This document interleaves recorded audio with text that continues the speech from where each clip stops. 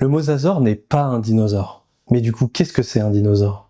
Quand j'étais petit, je pensais que c'était simplement les animaux dont le nom finissait par zore. Bon, il s'est avéré que le Triceratops c'était bien un dinosaure, donc ça marchait pas.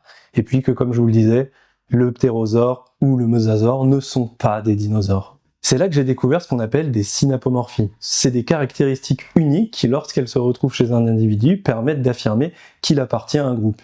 Du coup, je vous ai concocté une petite liste des 3 synapomorphies les plus simples à repérer pour que vous puissiez les utiliser plus tard. La première caractéristique hyper facile à observer, c'est une perforation supplémentaire dans la hanche, là où le fémur vient s'emboîter. La deuxième synapomorphie, elle se situe au niveau de l'humérus avec ce qu'on appelle une crête deltopectorale qui s'étend de 30 à 40% de la longueur totale de l'os.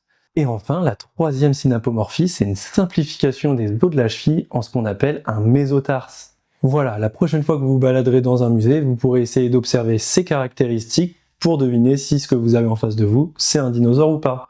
Et puis, si vous avez la flemme de sortir, il suffira simplement de vous faire un poulet rôti pour essayer de faire le même exercice. Essayez pas avec des nuggets, ça va pas marcher.